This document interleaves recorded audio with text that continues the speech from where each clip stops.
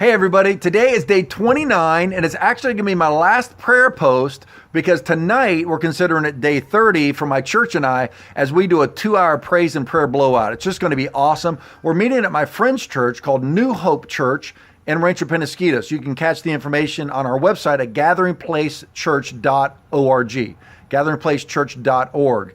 But today is my last prayer post. And I appreciate you joining me for the last 29 days. I'll do another 30 for 30 sometime in the future. I'll post other things next week about other topics. In fact, at the bottom in the comments, please leave some topics you'd like me to talk about, and I will. But today I'm going to end on a note that is so important for you and I as we develop a prayer life for the rest of our lives. And that is your flesh just will never want to pray. It's just part of it. You know, our bodies are lazy. And prayer really takes discipline. In fact, I like to say prayer goes from desire, I want to pray. I want to release heaven on earth. I know it's important, to discipline, which is having to discipline ourselves to do it, just like you discipline yourself to go to work, go to the gym, etc.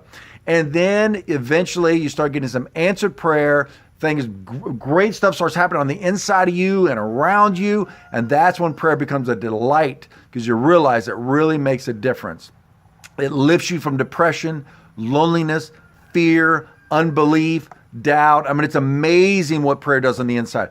But many times it just begins with discipline. Let me show you this in the Bible. Even the early disciples, Jesus' first followers, had a hard time disciplining themselves in prayer, even in Jesus' darkest hour. Listen to this. In the book of Matthew, chapter 26, it says this.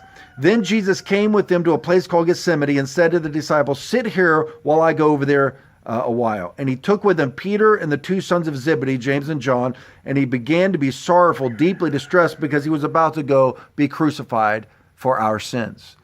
He asked his disciples to come please pray with him. And then he came to his disciples and found them sleeping and said to Peter, "Could you not pray with me even 1 hour? Watch and pray with me, lest you enter into temptation."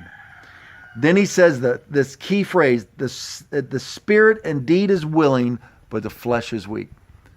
You can identify with that, can you? So can I. Our spirit is willing. We want to. Our heart wants to pray, but our flesh is weak. So what do? You do it anyway. You make yourself pray. Don't let your flesh tell you what you're going to do. You tell it what you're going to do. So you wake yourself up, get a big glass of OJ, walk around a little bit, just wake yourself up, make yourself pray, and just do it. And what you're going to find is if you just commit to it and make yourself do it, you're going to start experiencing a significant difference inside of you and around you. And you're going to find that prayer becomes a delight. I could not live without prayer. I won't live without prayer. I'll never go back to not praying. I mean, there is a significant difference in my day when I pray and when I don't. It begins in my thought life, my energy level, my faith level, and of course, what happens around you. So I'll be praying for you. I pray that you continue to pray for me and to my family and the Gathering Place Church as we're doing a great work here in San Diego. And I'll see you next time I post. God bless.